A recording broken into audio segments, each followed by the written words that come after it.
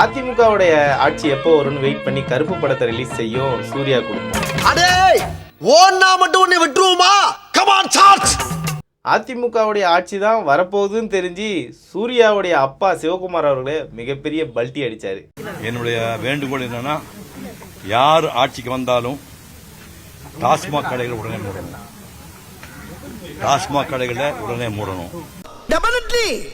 குடிமக்களை குடிகார மக்களாக்குறது போதும்.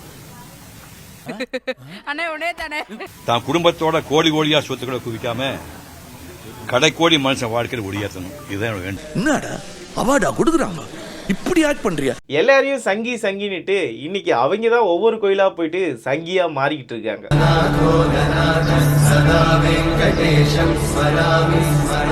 பழனிக்கே பால் காவடி எடுத்தாலும் படம் ஓடாதுன்னு எல்லாருக்கும் தெரியும். ஆனா கருப்பனை கூடவே கூட்டுட்டு வராரு, அதனால என்னவோ படம் ஓடுமா அப்படின்னு மக்கள்லாம் எதிர்பார்க்குறாங்க.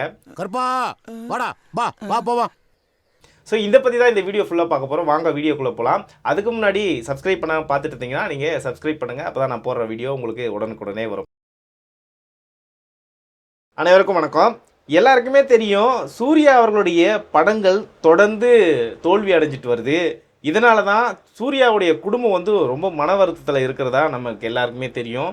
அடுத்ததாக கருப்பு அப்படின்ற ஒரு படத்தை எடுத்திருந்தாங்க. அந்த படம் எடுத்து கிட்டத்தட்ட ஒரு வருஷத்துக்கு மேலே ஆகுது. தீபாவளிக்கு வரும், பொங்கலுக்கு வரும், இப்போ வரும், அப்போ வரும் அப்படின்னு சொல்லிட்டு எல்லாரும் வெயிட் பண்ணாங்க.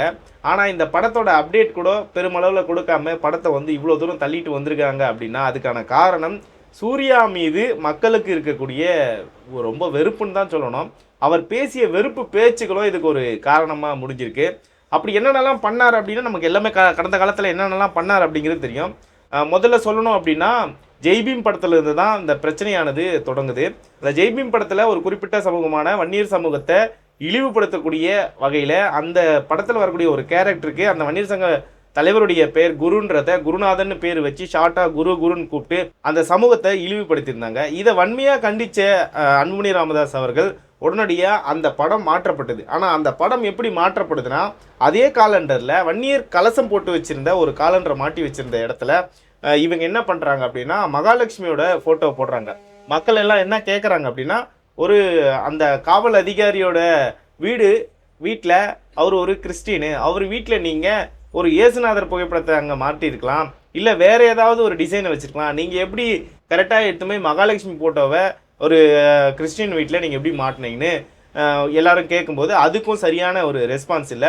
மக்களிடையே வெறுப்புணர்வை உண்டாக்கி இந்த மாதிரியான படங்களில் நடித்து அதுக்கு வந்து திமுறா பதில் சொன்னதெல்லாம் இருக்குது பார்த்தீங்களா. இன்றைக்கும் ஒவ்வொருத்தருடைய மனசுலையும் அது இருந்துட்டு தான் இருக்குது.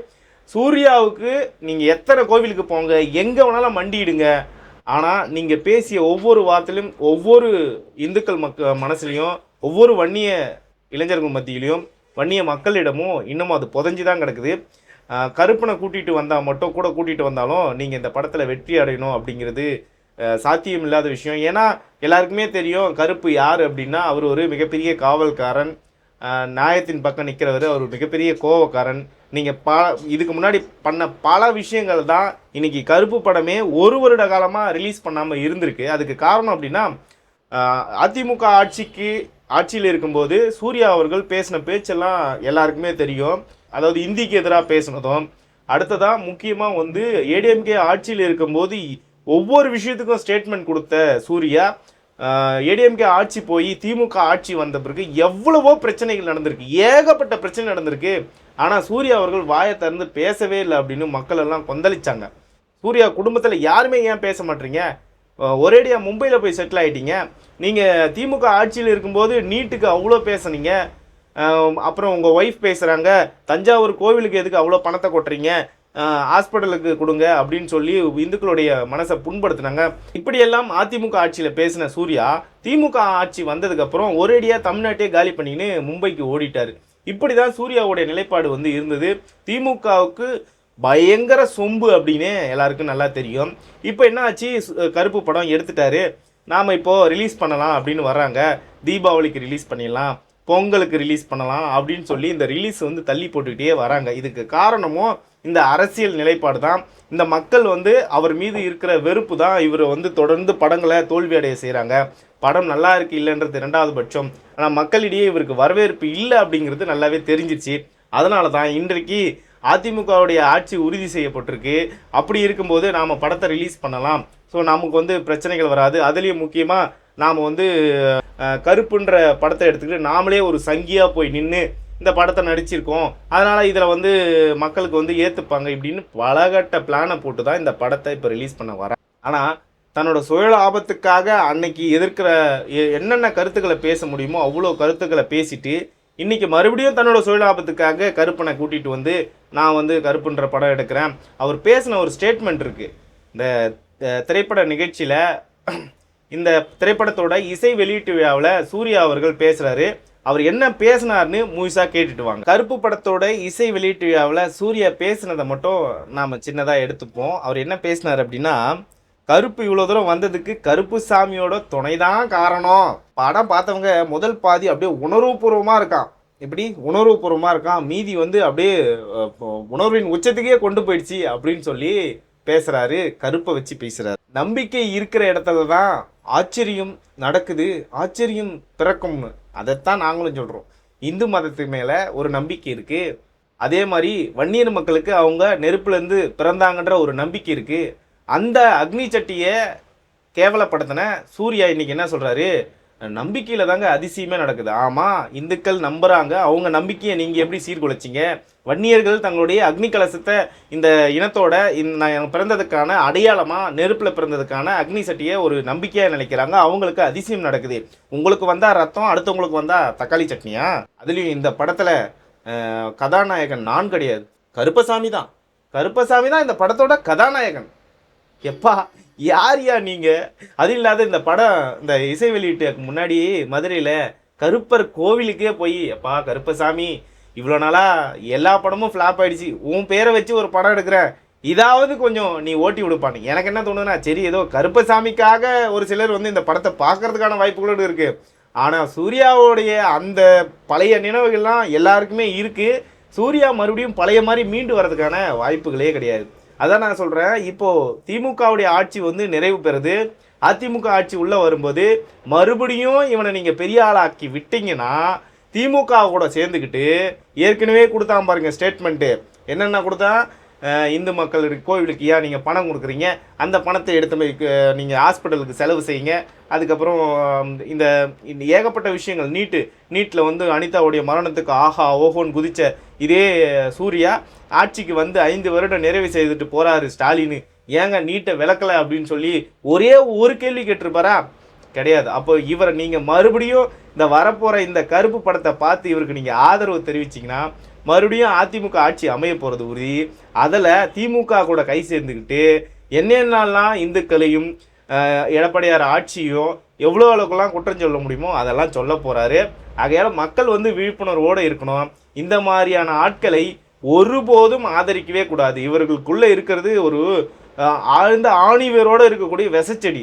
அதை பிடுங்கலாம் முடியாது. மேலே கட் பண்ணி விடலாம், நம்ம கட் பண்ணி விட்டுக்கிட்டே இருக்கணும். அதை பிடுங்கவே தேவையில்லை.